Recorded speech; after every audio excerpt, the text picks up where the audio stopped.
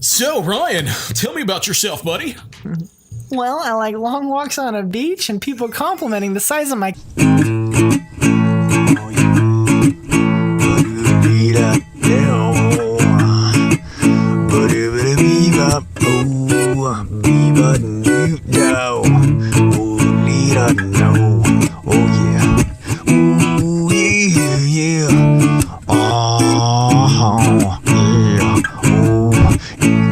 Just a bit.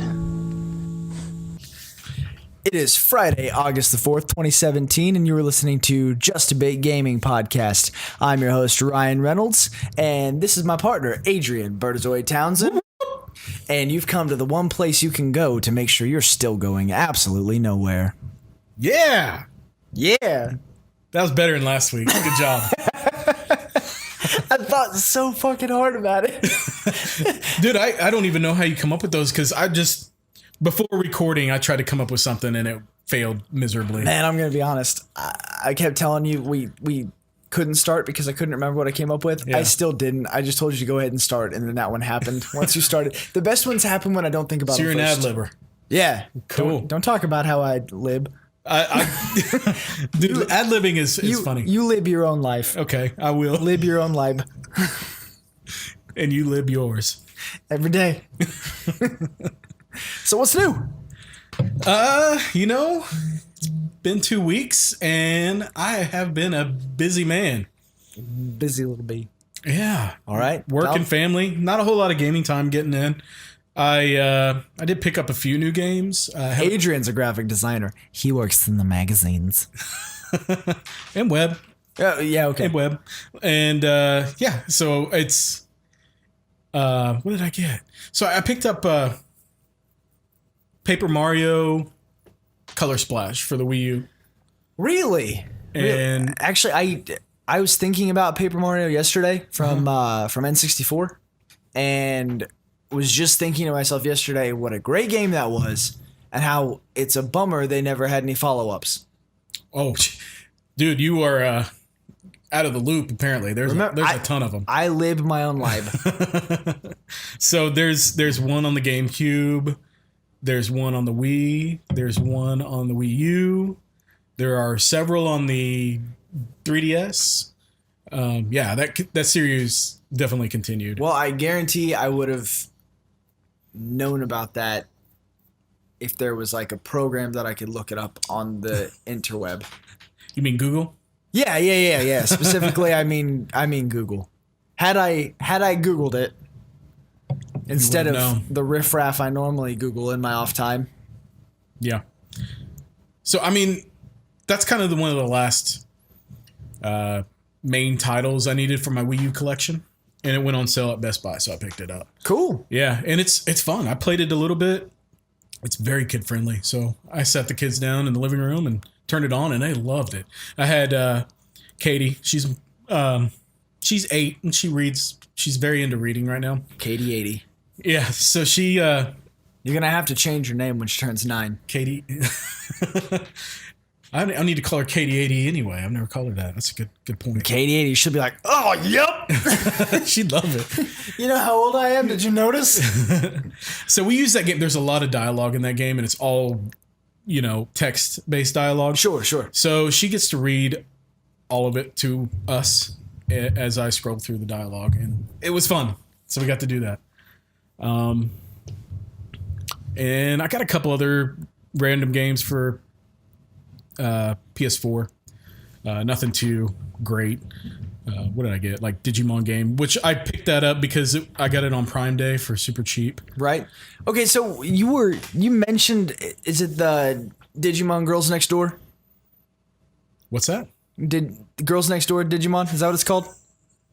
No. Digimon Girls Next Door? Yeah, Digimon Girls Next Door. I want to see that. Is that what it's called? No. Oh, what's it called? Next Order. Next Order. Next Order. So I've been waiting for you to tell me about the Digimon thing because Fat Big, who is my son, For those of you that haven't been listening, he's my 2-year-old named Malone, who has codenamed himself Fat Big Wone. Chronicles of Fat Big. Chronicles of Fat Big. It's like an episodic thing. Every time we're on here, we got to talk about Fat Big and his new shenanigans. Yeah. The kid is a force of nature. I'm not kidding. All of them are. All of them. My kids are that way. Oh man, they're nuts. Yeah. He got mad at me in the car the other day. We were driving. And he started crying and kicking the back of my seat. Like, we were having a good time. Yeah. Like, singing, and it was just the two of us, like, out and about, being dudes, having adventures, talking about playgrounds and dragons and the ghost in his closet. And he got mad, like, crying, real upset. And I was like, dude, what is wrong? And he starts telling me that he doesn't want to go home. He wants to go visit a friend. I was like, what friend? And he goes, what's Adrian doing? And I said, I think he's at home. And he goes, is he coming over? I said, no. And he goes, I want to go visit Owen friend. How does he remember Owen? Dude, my kid remembers everything. That is part of why I'm like absolutely just terrified of him. Wow. To my core. Honestly, he hasn't seen Owen in what? Probably a year? No, not that. Maybe 8 months. Close to it. It's been a long time. My wife was pretty pregnant the last time you guys came over. Yeah. So, Owen, if you guys, obviously, from context clues, is Adrian's son, who's a little older than Fat Big. So he starts asking about Owen friend, wanting him to come over. So he's asked now about Adrian and Owen. And I was like, I think they're at home. We'll find another time to hang out with them. And then he goes, what about Nate Pizza? And that's my buddy Nate. When Malone, like a year ago, Nate would come over every Tuesday. We'd have pizza, play video games. Nice. So Malone named him Nate Pizza. One of his first real phrases. That's cool. His name is still Nate Pizza. And I think you've met my friend Clint, maybe. No, I haven't. Shout out to Nate Pizza and Clint. Malone calls Clint Mawa. Okay. None of us fucking know why. There's a reason there. So, he knows. Yeah. He knows why he calls him Mawa. But in this like little stretch, this little fit that he was pitching, he asked about Adrian, Owen friend, Nate Pizza, and Mawa. You're the only one that still has a normal fucking name. So. He doesn't call me Podcast Adrian? Podcast Adrian. Spooky still at my house after dark when I get home half asleep Adrian. Yeah. He did ask me if you've been poking toads. Oh, that's right. Yeah. You poked that toad.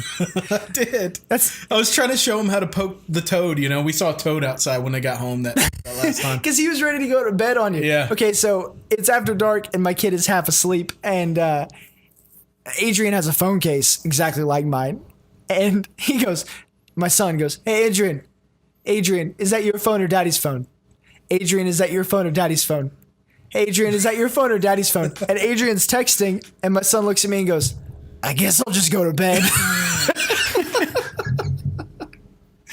Dude, I must have totally zoned out. So Adrian perks up and goes, it's my phone. And he goes, okay, let's go outside and take pictures of a toad. Wow. So we spent the next 5 minutes daring each other to poke a toad. That or I just don't understand his version of 2-year-old jargon. Yeah. Yeah, usually you don't hear it unless you're equipped to hear it. Right, like if that's what you hear in the middle of the night when you wake up. Exactly. Have to find the voice standing at the foot of your bed. So, Digimon. Digimon, digital monsters, Digimon are the champions. Change into digital champions. So, okay. To save the digital world. So I only know that song because of recently. Like I started watching it on Netflix, which I didn't know it as a kid. Dude, or when I was younger. That show's the fucking jam. When I was a kid, Pokemon or Digimon, I watched both. I liked both, but Digimon was my preference. Yeah. If you had to sit me down in front of one or the other, I would have always chosen Digimon. Recently, Fat Big, once again back to the Chronicles of Fat Big, he got on Netflix, the pink one as he calls it, and was scrolling through and he found the clip, the thumbnail or whatever for Digimon, and stopped on it and was like, I like those weird doggies. What are those weird doggies? And I was like, dude, I will fucking show you what those weird doggies are. So we started watching Digimon, and at first he was like, it's scary. But then he was like, I like it. It's still scary, but he likes it. It spooks him. So we've been watching Pokemon and Digimon side by side, and actually he seems to prefer Digimon as well. Digimon is more complicated than Pokemon, though. It is way more complicated because, okay, I wasn't trying to like launch off into this, but here we go. I like Pokemon, always have, always will, but where I feel Pokemon is inferior to Digimon is that, like, when Ash wakes up as a kid, he knows there are Pokemon in his world. Yeah. There are people catching and training Pokemon in his world. Right. He knows that he's going to wake up one day, be of age, go hook up some Pokeballs, and go catch and train some Pokemon, become a master, plug him in his Pokedex. He knows that that is his life path. He knows that that is part of his culture, part of his existence. Right. Where in Digimon, it's a bunch of fucking kids that get sucked into the internet and meet all these fucking talking monsters that cause all this trouble. And I guess Digimon just has a greater sense of like mystery, a greater sense of discovery, in my opinion, that Pokemon didn't quite have. Pokemon is a bit repetitive episode to episode, which every cartoon is. Right. It's part of the shtick. That's how they make. Didn't Digimon doesn't have an overarching storyline that it follows episode to episode, so it's not the same thing every time? Right. It's got a big storyline. Okay. And the fact that it's set in the internet is, I think I was telling you earlier, being that I came up so involved in the comic book culture, I always dug the whole idea of a retcon, where they go back and kind of just like erase and start from scratch and give that new generation of readers a new story. Digimon did that on a smaller scale because they're set in the internet. So data can be destroyed and created in that show, in that setting, where if a story arc doesn't quite make sense, they can figure out how to scrub that, restart at point D, and kind of re-arc it. They didn't do it in like a heavy matter where it would like really be noticeable. But as a kid, as the very critical, analytical kid that I was, that was something I always noticed was that show lent itself to a greater creative, I guess, like field and propriety than shows like Pokemon did. Right. Because they were creating an entirely new concept, really. Like a lot of people accuse it of ripping off of Pokemon, which maybe it's it did. A totally different show. To me, I mean, really, if it ripped off anything, it was fucking Tamagotchis. Yeah. I mean, let's be real. Yeah, it's the only similarity is Mon in the name. Yeah. Really? Because I don't remember him going out in Digimon. I don't remember any of the characters going out and trying to catch Digimon. Don't quote me though, I could be wrong. I never got into the show, but did he go out and try to catch Pokemon? I mean Digimon? It's like like where in Pokemon you've got a trainer who has all the Pokeballs and goes out and catches the Pokemon and logs them and like collects them. Right. In Digimon, each character, like each kid, has their own. Yeah, like and one. It's and like raise that it's like a fucking data chip, like a thumb drive basically. Okay. That has the data for this one Digimon that they raise from almost like a post-pupal state. You know, okay, that makes sense now because we got us started on Digimon. I picked up Digimon World Next Order on Prime Day, knowing nothing really about it. I just Digimon Girls Next Door. Yes, Digimon Girls Next Door, which may have been a better or more interesting game. I don't know, but it's the internet, dude. It's I bought it because it was cheap, and I was halfway interested in it, and so yeah, I picked it up and started playing it, and you start the game, like you said, being sucked into this digital world, and you have these two Digimon who come to you, and you are their master or whatever, which was kind of weird. It was like just randomly you're their master, and they have to fight this monster, and they ended up getting defeated. So then after they get defeated, you wake up into this digital farm, and you get to pick from a group of different eggs, and you get to have two. So I picked two different eggs, and there were these just little Digimon, I guess. No real characteristics about them or anything. But you train them, and you feed them, and you take them to the toilet to go take a shit. Apparently, it's weird. Like they'll start having like icons on their head saying they're hungry, or you'll have a little poop icon above their head, which means you better get them to the damn potty or they're going to jump around making noises until you do. That's exactly the same thing that happens with my son right now. Yes. Yeah. So I don't know how I feel about this game. I'm having to babysit these damn Digimon. I'm pooping. Yeah. So I'm not super into it. But yet I guess I am because I keep coming back to it. I bet you I've probably got about 3 hours into this game already. It's hard. You take them out after you train them, they evolve.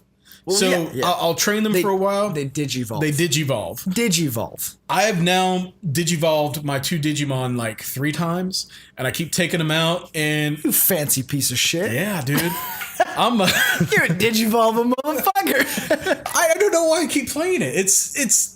I'm not super interested in it yet. I still want to keep playing it. So I'll take them out to the field to fight monsters, and you don't really give them direct commands. They kind of fight on their own, and then you just encourage them by pressing X. You can tell them to do other things, but you don't really have to.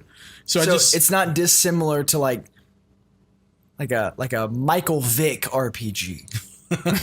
Yes, I'm sorry. You're kind of like you're dogfighting these Digimon, but they want to, and they talk and they communicate with you, and they tell you what they want. They tell you when they need to go to the bathroom, and you better have a porta pot on you while you're out in the field. A porta pot. Yeah, you can have like little goose-shaped porta pots or something. It's really weird, man. But I'm getting into this area where these monsters were kicking my ass. Now I'm kicking their ass, and I went to the next area, and here I am again getting my ass kicked. So I got to go back. Most of that game is spent training them. And what training is, you put them in, you go into this room and you go up to this computer screen, you select what you want to train, you push the button, and then it has this little slot machine type thing, and you push the button at the right time to get an extra bonus or not, and they get trained, and then their stats go up. Most of my time in that game has been spent doing that. It's kind of in theory, it's boring and not very interesting, but I keep going back to it. It feels like it would be an effective like mobile game. Yeah, I think it would actually. Other than the field movement, that would kind of suck. Just based strictly on the concepts and the cultures behind like Pokemon and Digimon, as like cultural forces. Yeah, it blows my damn mind that nobody has put out a true, and I know I'm getting back on it, a true like open world sandbox style, just like exploration based Pokemon or Digimon game. The closest we've gotten is Pokemon Go. Digimon, I think, could lend itself well to that. Digimon could like fuck that genre up. Pokemon won't happen because Nintendo, but Digimon could happen. Well, although I say that, but they did make an open world Zelda. They just made Breath of the Wild. Yeah. They're about to port Skyrim. Or maybe somebody just needs to take Breath of the Wild or Skyrim and mod it to Pokemon or Digimon. Instead of spirit orbs, you're picking up fucking Charizards. No, I'm totally with you. I think a fully 3D like is it not open world. When you Pokemon think about it, it's a little crazy that it hasn't happened yet. It seems to be like the most effective use of that theme of that that intellectual sense. Property. It seems like those concepts were created to grow into these games now. You basically do that in a Pokemon game, except for it's linear, but you're traveling this whole damn world. Right, and my point is non-linear. I'm talking a map like Breath of the Wild or Skyrim, and you're a Pokemon trainer or a kid like a Japanese school kid that got sucked into the fucking internet, and you've got to navigate the perils of this open world around you. But what limits you is the stronger Pokemon. So, exactly. Like in Zelda, like there's an area where there's stronger enemies. I'm not going to go there yet. You stay away from there because you don't have that. And then you find towns and you make alliances and you make enemies and you upgrade your gear. So what you're telling me is Nintendo needs to get on the ball and or Game Freak or whoever it is that makes those Pokemon games and make it happen, or Digimon for that matter. I think a Digimon game like that would be cool. This one is pretty linear. It's pretty linear. Pretty linear. Like you know who I think could probably like just smash that, like creating a game like that. first one that comes to mind is Naughty Dog. Well, I think they really not made an open world game yet, as far as I'm aware. The closest they've come was like Jak 2 or Jak 3. I haven't played those. I think. I mean, I'm sure they've. I mean, what? Who's the studio that's about to put out Beyond Good and Evil? Who did that? Who's that? Ubisoft? Is it Ubisoft? I mean, Ubisoft would kill it. Square Enix, if they got involved, they could probably. You're right. Ubisoft could do that. I would say that I would vote for Bethesda because I have an eternal Bethesda direction. You have a love for Bethesda, but stylistically speaking, I don't know if they would bring back their realism. Like, you know what I mean? Like, that's what I'm thinking. I feel like they've got the engine and creativity for it, but I don't feel like their talents would be best spent in an arena like that. They need to use the Breath of the Wild team to make a open world Zelda team. That's what I think. Yeah. Because it's in a cartoony world that's still appealing and there's still a ton of shit to do. Right, and you can still get sucked into it on a realistic level. Yeah. Man. An open world Pokemon game on the Switch would be amazing. Do you realize how much fucking money we could make if people would just pay us to think of shit? Just think of games, not make them. Like if I could work, the hardest part is making them. If I could That's work, why they haven't been. If I could work 40 hours a week just telling people what would be a good thing to do, I'd be set. I'd be set. I wouldn't have to do anything else in my life. But the thing is, I know that idea has been brought up, and somebody always shoots it down. Otherwise, it would have happened Which is by now. Fucking ridiculous. Yeah. Or maybe someone's like hiding back, like just waiting for the right moment. And you know what? If you're listening, you person, you naysayer, you dirty little no monster, you goblin of the depths of gaming, now is the time. Do it. Get it together. Do it. Okay, so we're talking about changing the format of the show ever so slightly. Nothing too bad, but we want to get on to be a 5-mat. Yes, we're talking about doing discussion topics every show. We've generated a kind of a list, and this week we're going to do 2 because we actually had a listener submission this time. But the first one we're going to do is last week I was playing PUBG with a friend of mine, with a couple friends of mine on the computer, and we were talking, and he mentioned to me that I am the biggest gamer he knows. I think the words he used were non-playingest gamer. Non-playingest gamer he knows. And the reason he says that is, I convinced him to get PUBG so we can play. Well, I kind of only play one day a week because my week is full, and I don't have a lot of time in the evenings to play. But Friday nights, game on. I'm ready to play. I don't have to go to work the next day, and usually when we play, we're up till 2:00 in the morning or later. And so I limit my PUBG time to that day. And so he was just like, he's got the free time to want to play, and he's like, what time do you get up on Saturdays? Oh, probably. My sleep schedule doesn't really change on Saturdays. I get 10 o'clock at the latest. Oh, okay. But yeah, so we were getting ready to play, and he's like, "Why don't you guys play during the week?" And I was like, "Well, dude, I gotta go to work in the morning, and my kids take up my whole day, and it's kind of hard to get on there." He's like, for as much gamer as you are, and all the games that you have, and as knowledgeable about games you are, you really rarely play them. I was like, that kind of seems that way, and I do play games daily. I will say, every night before I go to bed, I will pop open my 3DS or my Switch or my Vita, and I will play that. I just named 3 different consoles, dude. Right. I do that every night, but that's really the only time I have to play besides the weekend. Yeah. And so I wanted to talk about that. What's your feeling on that? Do you have that same issue that I have? Man, I am so inconsistent with gaming. I mean, you've called me out about this, about my inconsistency. Like when we worked together, several years ago at Fast Signs. Right. You would mention to me that, when you went to bed at 11 o'clock the night before, I was playing Skyrim. And when you got up and checked your PlayStation at 6 a.m. before work, I was already up playing Skyrim. Yeah. I'm not fucking kidding. I'd be up till 11 or midnight playing and then be up at 4 or 5, make a pot of coffee and start playing again before work. Yeah. That's the most obsessed I've been with a game. I don't know if I've mentioned that yet. It's the most I've been obsessed with a game. When you can get up in the morning before work and play a game, that's pretty obsession, committed. dude. Yeah. And I did that for months, that I was playing at night. But at the time, you know, my son couldn't even walk yet. Yeah. He was still a baby.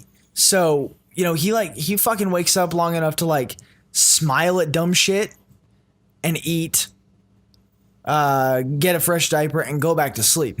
You know, like he was living his own shit, you know, living his own life.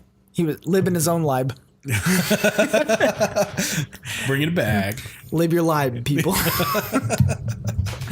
So that's another t-shirt idea. Live your life.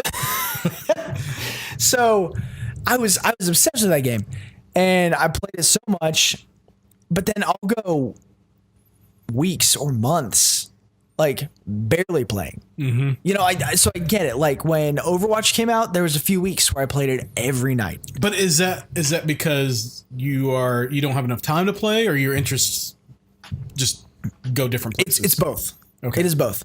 You know well enough. I only have so much attention span. It's a dangerous thing to be between my ears. So, I mean, a game like Skyrim, the only reason I stopped playing Skyrim was because I sold my PS3 and all my games to get a PS4. Yeah. I've since replenished your PS3.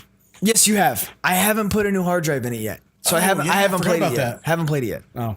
I found a PS3 hard drive at... It's kind of useless now at this point if you're going to get it on the Switch. Right. Now at this point I'm just going to... Well, I'll probably still put a new hard drive in the 3 because I still have a few games laying around that I'd like to play again. Yeah. Like, I wouldn't mind popping Skyrim in and playing it there. You still have your saved game and everything. Well, no, it would be gone. No, it's gone. Yeah. I wouldn't mind starting over. And I've got Eco and Shadow of the Colossus still hanging around on there and a couple other things that I wouldn't mind playing again. But my interest never waned. As soon as I either put that PS3 back together or buy a digital version on PS4 or wait for the Switch port to come out, as soon as I have Skyrim in my hands again, I guarantee it's going to be back to that. In it? Yeah, I guarantee I'll be as in it as I ever was.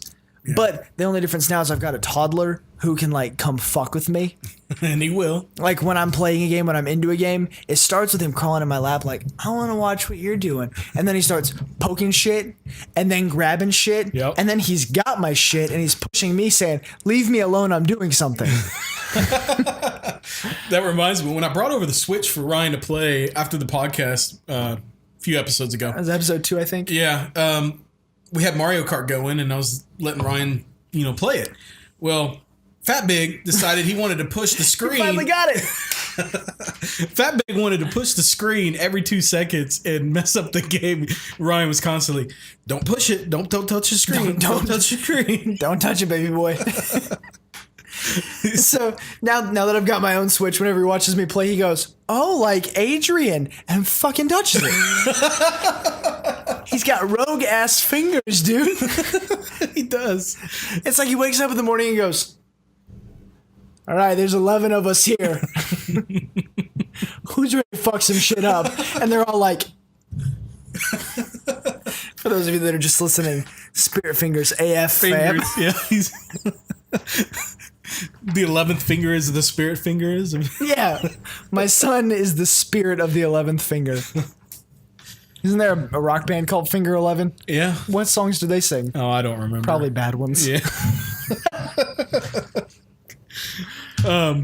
So, my attention goes away on some, and largely it's because I don't have time. Right. Like I'll sit down and I'll want to plug in and play a game. Yeah. And I've mentioned it before, Netflix. Netflix is the biggest reason I don't play video games more often. So for me, it's I got a wandering mind with you as well, and I feel like I constantly need to do something. Yeah. So, and I feel like there's something other productive that I need to be doing, and I can't fight that feeling. It's really hard for me. But I always want to sit down and play. But when I play, I need to be in it. And I know I've said this before on the show, but I can't just pop down and play a game and not just, not pay attention to what I'm doing. If I'm going to play a game, I need to be paying attention and fully invested in what I'm doing. So it's hard for me to manage that time, especially with online games when I'm playing with my buddies online. When I get in it, I'm in it. I got my headphones on, nothing else in the house. I have to be turned off in order to be focused on what I'm doing. And it makes it hard for me to set aside that time to do that. Because I put my kids to bed at 9. They don't usually fall asleep till 11. They're up and, they're messing with me the whole time and I can't get into it. Or, maybe my wife wants to spend some time with me, which a wife would want to spend time with her husband. That's understandable. You'd think so. Yeah. So, if she wants to do that, then I got to give her the time of the day, and whenever I'm playing a game, I don't see her all day. I'm at work all day. So when I get home, she's going to want to talk to me and tell me about things that she's been thinking about. And then, you could play a game or you could watch Netflix, but you married her for a reason. Exactly. So spending a few minutes alone with her is generally a treat, right? Exactly. So even if it's just silent, just like, hey, you're an adult. I'm an adult. Let's just fucking sit still and be adults for a minute. There's always so much no going tiny on hands in or our voices. lives. So it's almost like I wish I could set aside a few hours out of the day where time just stops. And only thing I can do is play video games or play video games with my friends online. And then once that 2 hours is done, okay, I can be back in it, because it's not unlike me to be playing an online game and be talking to my friends and talking to my wife at the same time, because she'll be trying to talk to me and then they'll be trying to talk to me and then it just gets lost. And people are saying, what? Are you talking to me? No. It's hard. It's really, really hard. Well, yeah, I get that. I say I get that. I don't get immersed like that in video games, though. Oh, I do. No, I mean, I love video games. I dig them. Always have, always loved them. But it's kind of like what we were talking about with like the scary games. Because I don't have the capacity to like immerse myself into a spooky game or movie enough to get spooked. I can play a video game with all the distractions in the world around me, because even if I'm by myself with my headset on and talking to you, or talking That's to another whomever. thing. We've only played one game together online. Fucking Broforce, dude. Yeah, that was And it. we only played twice, and that's a shame. It is. We should play Broforce more. It was fun. It was too hard, though. We got in the level that was really, really hard. Yeah, we should play it again because we're better men now. It's one of those things where I'm still completely sucked into the world of gaming. I still love the art. I still love the concept. I love the stories. I love everything about gaming. I still love it.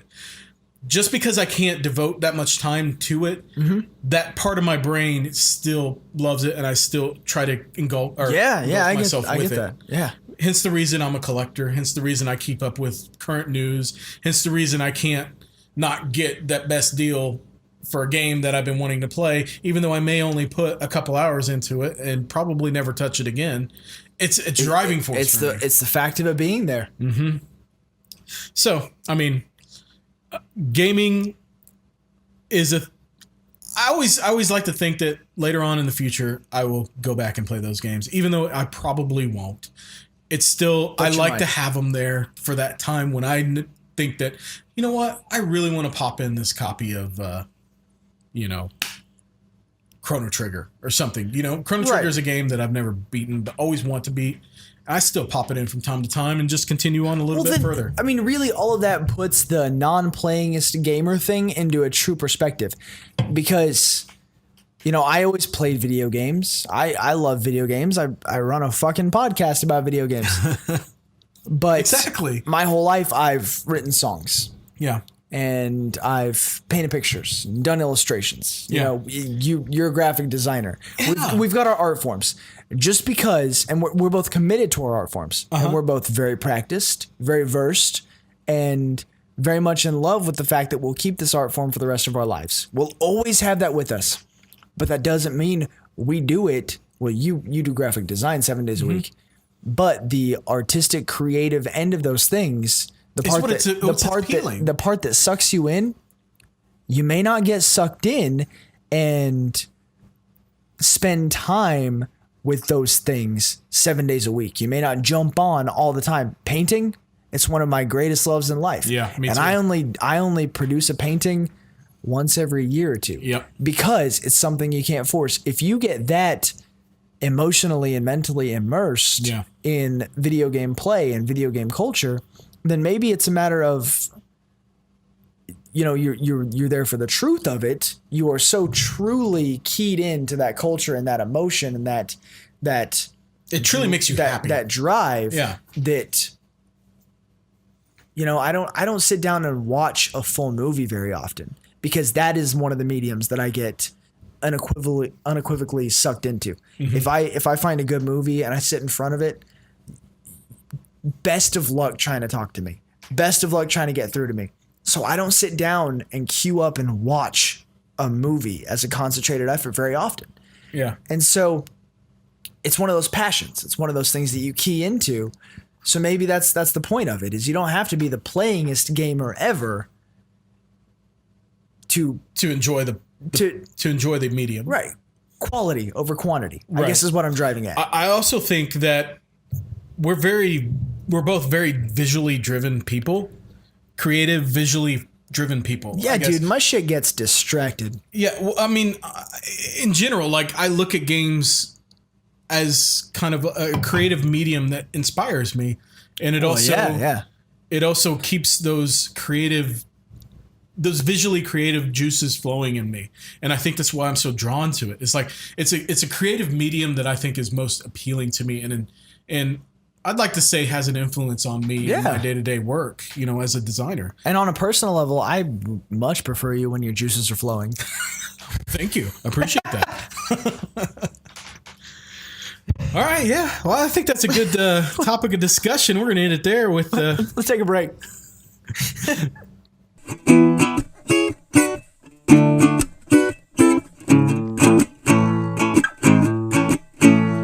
Just a bit. Welcome back to Just a Bit Gaming Podcast. Ooh. That was so fucking good. Wanted to throw you off. Man, that was good. You did. You very well did. Thank you guys for rejoining us after the break. We already had a first half, so you're late. Thanks for being here, but also fuck you, kind of. For coming in late? For coming in late. I'm not gonna. I mean, who's going to queue up at the second half, though? Do I need to stop coming down on the people that are just listening to the second half? Nobody does that. Nobody does that, right? No. Maybe just you. Nobody pulls up a podcast. So you're saying fuck you to you. Yeah, fuck me to me. Everybody addresses their own demons. That's how the Mona Lisa happened. She wasn't real. It was a self-portrait. I hope you're wearing both earbuds to listen to that whisper. Ooh la la. Now I'm inside you.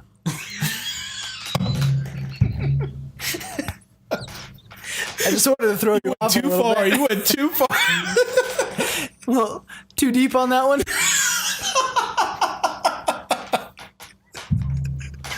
Bring it back, Ryan. Bring it back. You All right. So, hey, you want to talk about beer? It is International Beer Day. Hey guys, it's International Beer Day. Can we queue up a International Beer Day animation there? I'm not gonna make one. If I can find one, I'll make something. Okay. It won't be an animation, but I'll make something, and then we go. International Beer Day. All right, so that's where we got to put up the banner. I'll make one. It won't be a Great Fairy with Willem Dafoe's face. It won't be anything that good, but come up with something. I'll come up with something. So it's International Beer Day, which means today internationally beer. Beer. Yeah, and sentence fragments. And we're not drinking an IPA today. Holy shit. Dude, we've had enough IPAs and talking about bitterness of beers that I thought it was time for a change. You know what? I was actually talking to a friend of mine today. Shout out to Ghost Eugene. I'm going to call you by your gamer tag and not spell it out because I'm not sure how he is on privacy. I don't know if he would want me to call him out by name. Don't know him that well yet. Yeah. But he specifically called out today when he and I were talking that we frequent the IPA scene. We do. And that's my fault. I'm sorry. Well, you're just a lot pickier about beers than I am. Yeah. I just want to put them deep inside of me. Like most of them. I want them to circle up around me and pour all over my face. Oh, I don't want to go that far with it. Yeah, I do. Okay. It's like beer cocky. You know what bukkake is? Google it. We talked about Google. Google bukkake on private. I know the word. I don't know what it means, though, and I don't think I want to know. It's not appropriate to talk about here. Yeah, okay. A lot of kids listening to this show. I'm sure. So yeah, I'm kind of stoked we're not fucking with an IPA tonight. I love IPAs, but I'm a little burnt. Yeah. Fair? Fair. And I mean, there's only so much that you can say about the next IPA. Right. Well, this one also tastes like the last one did. It's very hoppy. My mouth still feels like cardboard, so let's give this shit a go. So tonight, get us in. What are we trying? I got this one. This comes from my home school town of Stillwater, Oklahoma. What? Shout out Stillwater. Yeah. Go Sooners. Shut up. This is it's a new brewery in Stillwater. It's been around a couple years, I think, called Iron Monk. And they put out a beer, a milk stout, that is amazing. This place was introduced to me by my brother. I graduated from Oklahoma State University back in 2009. So I haven't been back there really since. I go to the football games and stuff, but my brother is going to school there currently. And he was telling me about this brewery, and he said, you need to try it out. It's like, okay. So we went there and tried it out and got a sampler. And, dude, their beer is really fantastic. Really, really, really good stuff. So the milk stout is hands down one of my favorite beers that they put out. And dude. So I wanted to bring it by and let you try it. Little did I know that you've already had it. Man, I'm a longtime Iron Monk fan. Iron Monk in general, as a brewery, they put out a solid lineup. They do. They really do. And honestly, I see a trend of us picking out breweries that I'm like, yeah, dude, I fucking love that brewery. They put out good shit. There's a lot of good breweries that I like the lineups. And local breweries. Oklahoma City, dude, and surrounding areas, Oklahoma has a strong fucking brewing scene. And it didn't used to be that way. This is kind of a new thing. It's I'd say past 8 years it's really fucking developed. Yeah, it's grown really got moving. And I mean you've got local spots like micropubs like the Bricktown Brewery and Belle Isle Brewery, spots like that I feel like kind of carried the banner in the Coop development phase of these, and then guys like Coop started their own offshoots and their own, it started with like small batch brewing, just trying to get it into people's hands, and now we've got these guys at Coop and Mustang and Boulevard and guys like Iron Monk and Roughtail, all these Oklahoma breweries and Anaheim or Anthem. I said Anthem. Anthem. Oh God, Anthem makes a damn good beer. Damn, their IPA. If we're gonna rewind to IPAs, shit, dude. Prairie, dude. Have you? There are so many great local breweries around here. Right. I'm kind of wanting to. Let's do a series on Oklahoma breweries. I thought you were gonna say fuck the podcast and start a brewery. I would love to do that. If I had the knowledge of beer and brewing, I would totally be into doing that. I just need you to design the labels. Craft beer drinking is like kind of a passion of mine. Yeah, dude. It's one of those things that I love, and I don't study too much on it, but I totally would have given the opportunity. Well, yeah. I mean, we both play games and we both drink beer. Yeah. You can explain the games. I can explain the beers. That's right. Exactly. So, if we just ran headfirst into each other and morphed into one single body, we would be the most awesome lazy bitch that ever fucking existed. Damn straight. Our name would just be Bring Me Another. But Iron Monk, man. This is a good beer.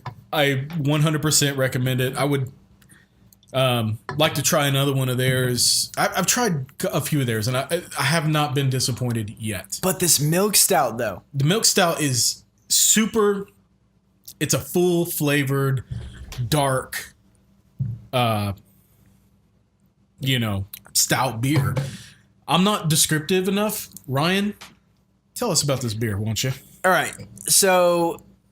It's a very malt-heavy beer. Yeah. That's what gives it the smooth sweetness. It hardly has any hop value at all. Right. That smooth sweetness comes from the roast, the malts and the grains and barleys involved in creating this, and I may be overloading the ingredient mix. It's like they're malted and roasted in almost a coffee styling. Yeah, I was gonna say, if coffee were a beer, this would be it. To give it that sweet bitterness. Mm-hmm. Not like hop, like nature, like heavy stabbing bitterness. It's a sweet, smooth bitterness. It lends itself very well. A lot of these stouts and milk stouts and like these heavy bodied dark beers lend themselves well to dessert beers. Yeah. Technically speaking, because I mean, you could drink one of these before a meal and be a little bit full, still get through your meal, or you could just have your meal and then throw one of these down after. Mm-hmm. It's a perfect fucking punctuation. You're right. It's right up there with any pie or ice cream to drink something like a cold milk stout. These generally they're fantastic out of a can, fantastic in a glass. Mm-hmm. So like it's an experience getting them off of tap. Yeah. To get a draft of one of these, and that's because generally a draft system in a bar is going to be kept at a pretty consistent 38 degrees. And that's going to be the same for dark beers, light beers, imports, domestics, because at 38 degrees, you have like a perfect threshold for holding the carbonation that was put into any given beer. Okay. And so at 38 degrees, you have your insulated lines pulling it straight through, metallic, draft heads. It tastes different. It tastes fresher. There is a beauty to drinking a beer like this. I'm salivating thinking about it. Whenever the last bar that I was running, shout out to S&B Burger Joint. I guess running is the last bar I was managing at, bar and restaurant. We had Iron Monk Milk Stout on tap for a while. Oh, okay. And I liked whenever I was behind the bar. I only worked behind the bar a few shifts a week. Mm-hmm. But when I was back there, I liked to create a drink, cocktail, shake of the week. Mm-hmm. Get your pen and paper, kids. If you have a milkshake machine at your house. Ooh, I know where you're going with this. Go buy Iron Monk Milk Stout. Put basically 6 to 7 ounces of ice cream in your shake tin. Pour your milk stout very carefully in there, because if you pour it too fast, it'll turn into fuzz. Mm-hmm. Like a root beer float. Not foam, but fuzz that you got to scoop out, and you don't want to waste that much of it. Pour it in carefully. Maybe even pour it in before the ice cream. Okay. Like 1.5 ounces of caramel sauce. Ooh. Just a sprinkle of sea salt. Man. Dude. Why didn't we do this? I'm not kidding. Do you have that stuff? I don't have that stuff. Oh. So that sounds fantastic. You blend it up, all that together, throw it in a glass with some whipped cream and a little bit of hot fudge, caramel, like crosshatch drizzle, and a cherry on top. A quick little Salt Bay sea salt sprinkle on top. Shit is phenomenal. That will be one of the best milkshakes you've ever. We should just have milkshake of the week segments, because I get you hand me a beer, I can probably make a milkshake out of it. That should be a different podcast, dude. I never thought about putting it, but honestly, this has like the texture, I guess, or I don't want to say the flavor of like a root beer float type of thing. No, it's got that thickness, that heavy, thick, sweet, bitter sentiment of a good cup of coffee. It's super, super like good a on its sweetened own. cup of coffee. But you blend that up with some ice cream, caramel, and sea salt. Yeah. That is a milkshake you will not put down. To anyone who actually does that, you're welcome. It's here for you, kids. I'm here for you. So I think this is a fantastic way to celebrate International Beer Day. International Beer Day, homie. I even wore my local beer t-shirt from a local brewery, Bricktown Brewery. I'm also wearing one of Ryan's beer shirts from North Coast Brewing. North Coast. Iron Monk. I should have brought my Iron Monk glass. I have an Iron Monk glass. I could have poured this into. I have an Iron Monk tap handle hanging out somewhere around here. Do you? We should have set it on the table. I have so much beer memorabilia. We should have decorated. Yeah. Iron Monk. Shout out to you guys. Shout out Iron Monk. You guys make a fantastic beer. We're glad you're around. Yes. Thank you. Thank you for this. It's a real treat. And football season is coming up very soon, so expect to see me in the brewery there. Whoa. That's right. All right. So we're going to jump on to Pistols Firing. What Ryan doesn't know. No. I was more leaning towards the OSU when they score touchdown. Cowboys, Pistols Firing, touchdown, Oklahoma State. I don't know much about volleyball. Okay, so for What Ryan Doesn't Know segment, we're changing it up, folks. We are doing a different, format for this. This is, instead of letting Ryan kind of tell us the story of the game. I'm going to tell the story, you mean meander for 15 fucking minutes? We thought that we'd cut this down a little bit to me asking you a series of questions based upon what I know of the game and see how right you can get or if it deserves a sequel based upon your answers. So this change in format was suggested by the friend that I was talking about earlier, Mr. Ghost Eugene. And I think it's a great suggestion. He should have a theme song. Ghost Eugene, the Lenny Man. Nah. We take show suggestions. We want to evolve this show into something that's entertaining for all, you know? We're not doing this just for our entertainment. Yeah, so, like Digimon. Yes, like Digimon. I want to evolve it. Digivolve it. Digivolve. Digimon. Okay, so the game that I chose this week is a game that it was probably my first purchase I made with birthday money that I got as a kid. The first time I went to Toys R Us and was able to walk around and choose a game that I was going to buy with my own money. And I bought this game. I went to the store to buy Ninja Turtles arcade game for the NES. I didn't end up buying that game because I at that young age, I was able to figure out that I could get 2 other games for the same price as the one game that I wanted. So obviously I wanted 2 games more than the one game. So I chose 2 games based solely on the box art and the back cover of the box. And one of the games that I chose still remains one of my favorite games to this day. And that is Little Nemo Dream Master, the Dream Master for the NES. So I've got the box art pulled up here. Ryan has told me he is semi-familiar with it, the name more so than the gameplay. So I think this will be okay to still ask you questions about and see if you can answer them for me. So onto the question list. Number 1, who is Nemo? He is a small orange fish with one little bitty fin. That's not true at all. Have you ever watched Finding Nemo? Oh, man. You went away. I have kids and I didn't catch that. I rolled up on you, bitch. Okay. All right. Based upon this box art, Nemo. Who is Nemo? Nemo is a little boy who is sleepy. Right. That's what I got. Okay. I think the rules were I get 1 sentence per question. Is that what it is? That's it. Okay. Question number 2. What is Nemo's mission? All right. He is on a bed with what appears to be his ally cat.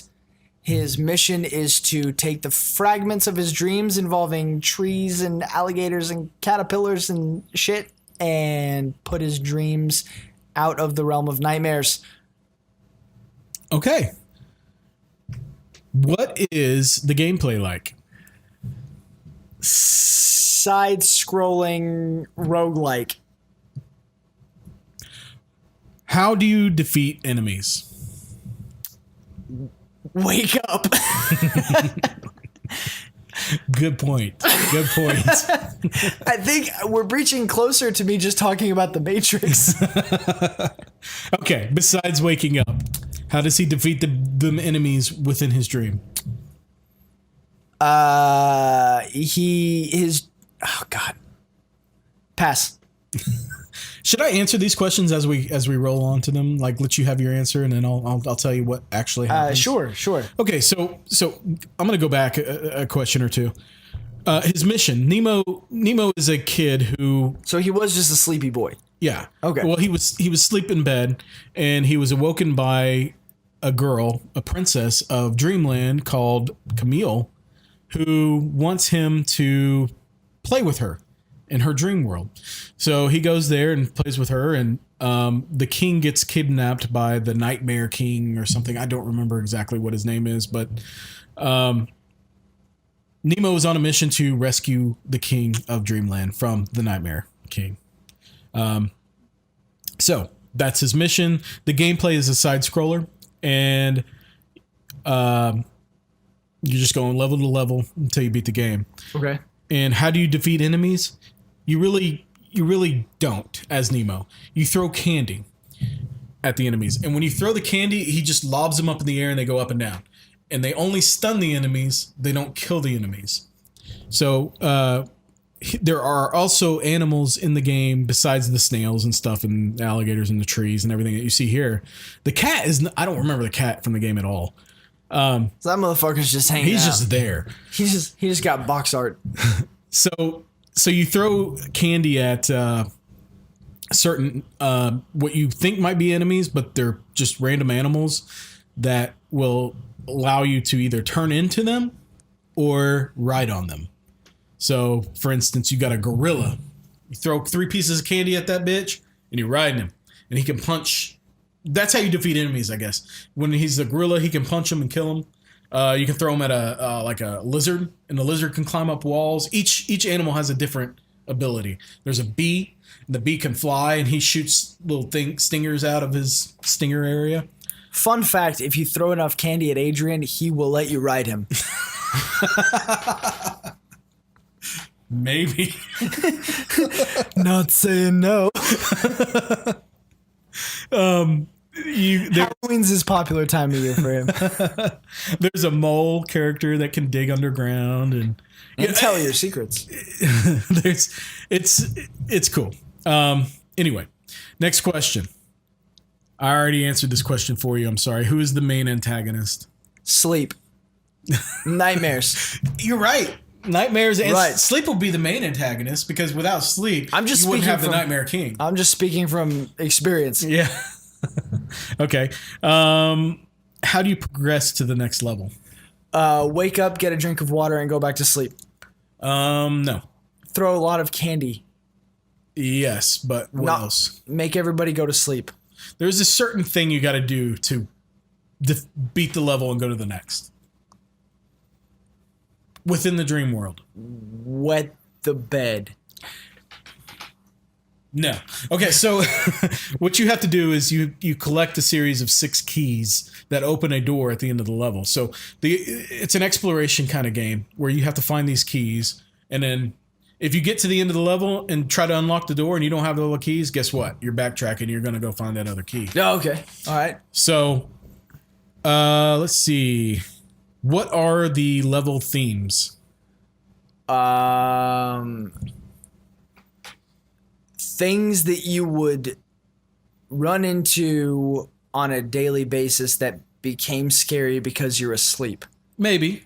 Like he went to the zoo, so there's some scary ass crocodiles. Sure. He went on a nature walk, so some trees want to fucking eat him. He went to the grocery store, and there's a very malicious jug of milk mugging him from across the room.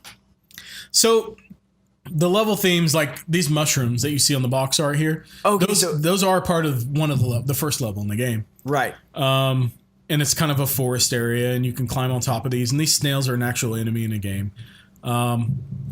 There's a level where you're on a toy train, and you're having to dodge obstacles as the train is moving. And, you know, then there's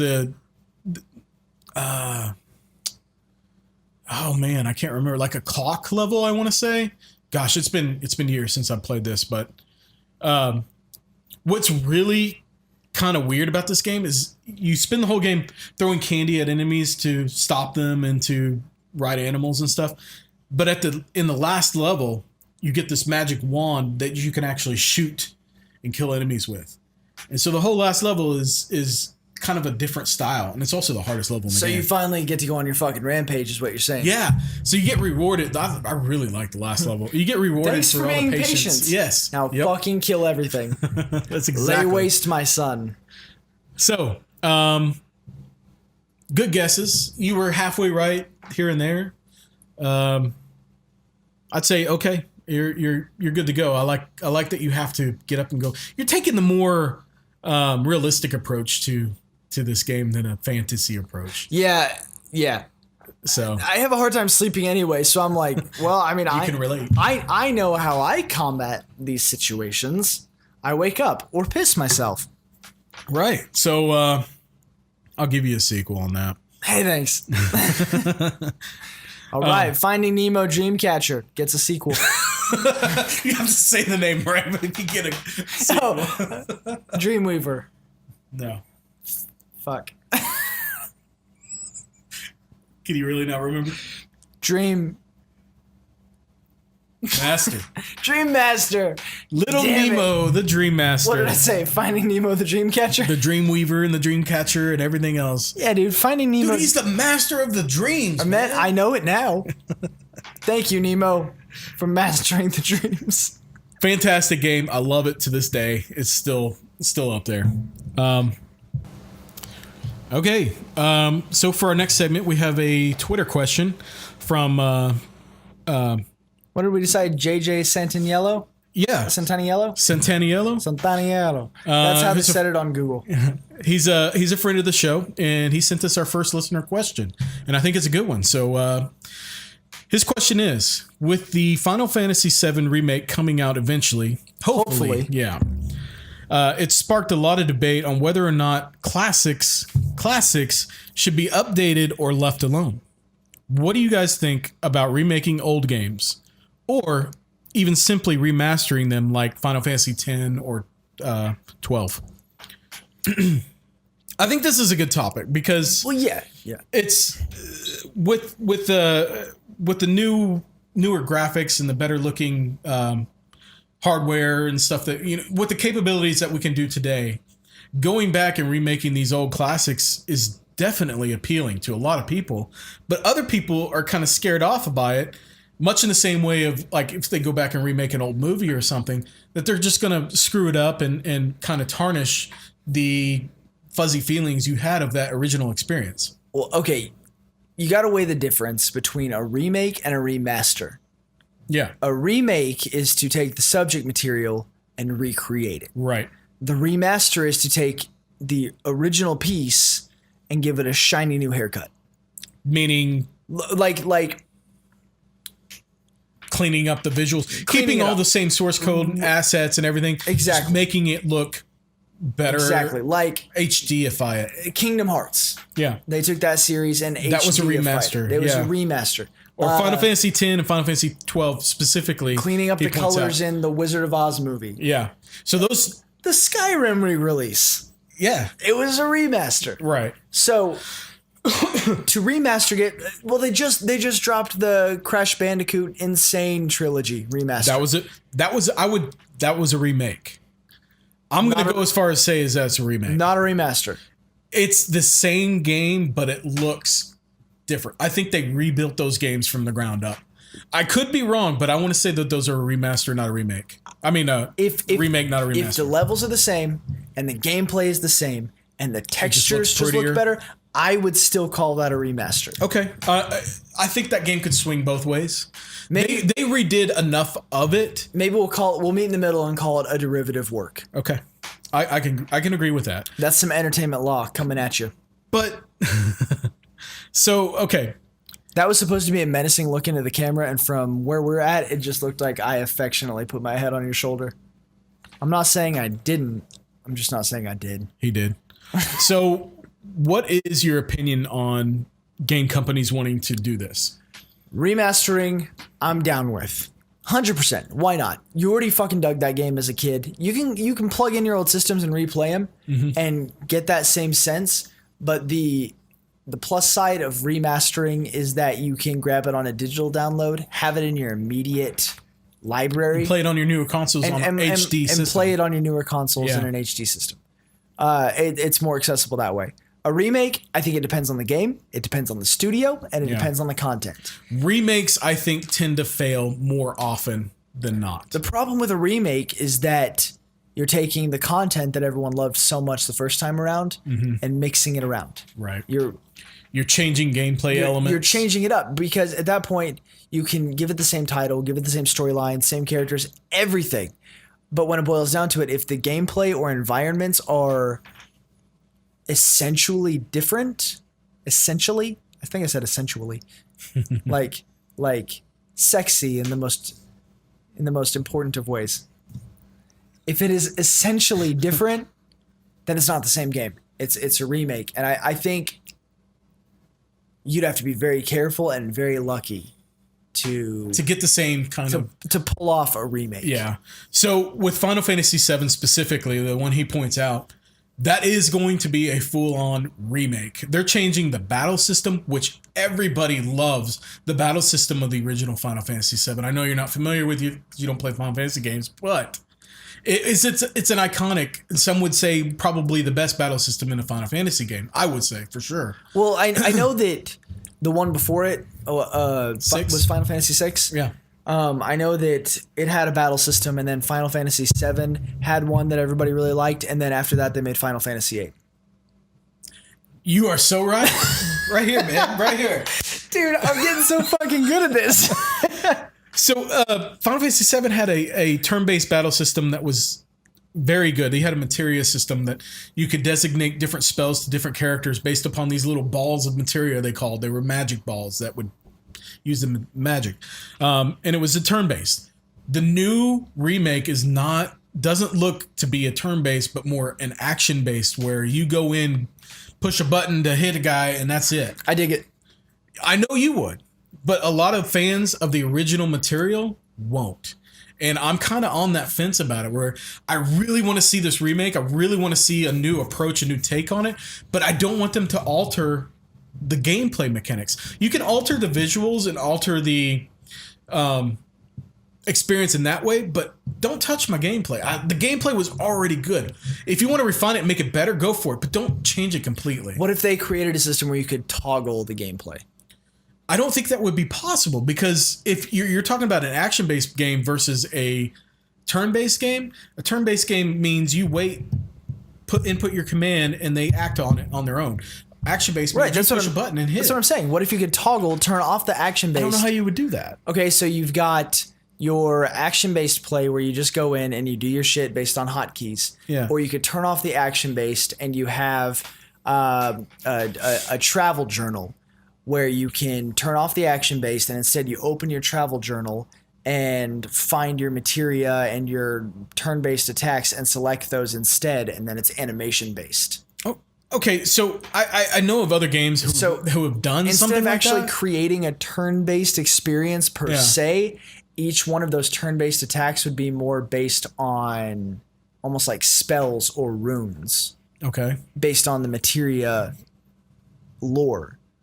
And so that's where your animations would key in. It wouldn't be as purely turn-based as you're expressing, but I think a turn-based system, a turn-based system at this point in time is dated. And I agree that it could use some modification to appeal to more audience, the broader audience, I guess, the newer age of gamers. But I think they could implement it in a way that is still action-based, where I don't know.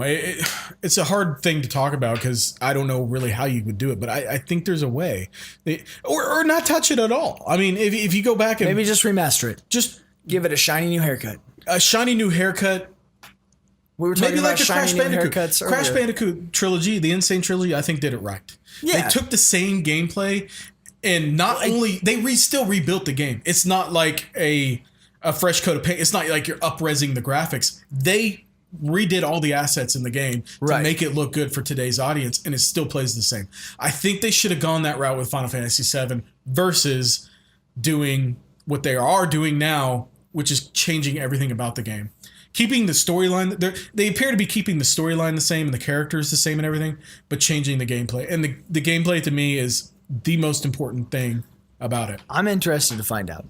So I can't wait. Those of you watching or listening, let us know in the comments. Yeah, I mean, let us know what you think. But ultimately, I think remakes are okay. It's not going to tarnish my view of the original.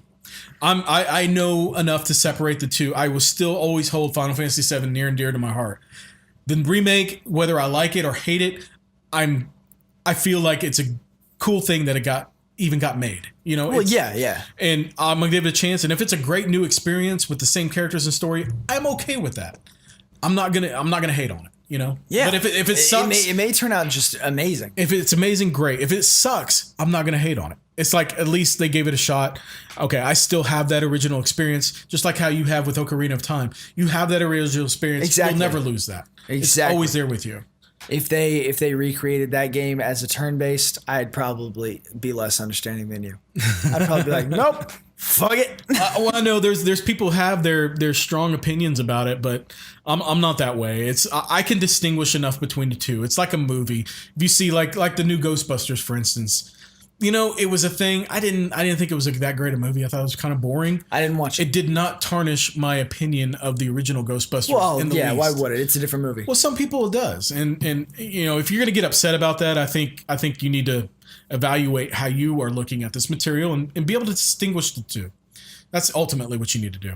Anyway, and then remember that nobody asked.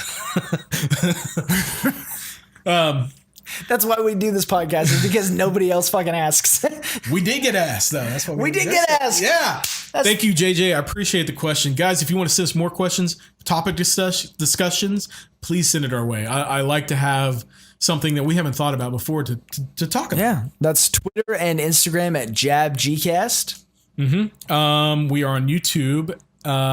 Just search Just a Bit Gaming Podcast. Search Just a Bit Gaming Podcast. You'll find us there. We'll have a new video up for this podcast. Hopefully, if everything goes well. I've been having issues here and there with the previous podcast video recordings, but I think I've got all the kinks worked out. I hope. If it's not there and it's just a static image, I'm sorry. We'll get it figured out. One of these days. One of these days. But I fully intend to have a good video placed up this time. And we're pretty well everywhere you can find a podcast, right? Yeah. So Podcast Republic is the one that we both use. I like Podcast Republic, but yeah, anywhere you can download your podcast will be available. iTunes. Yeah. Spotify? We're on Spotify? Not on Spotify. We need to get on Spotify. Spotify, I don't know how their podcast system works. We should sing more songs. That's what it is, yeah.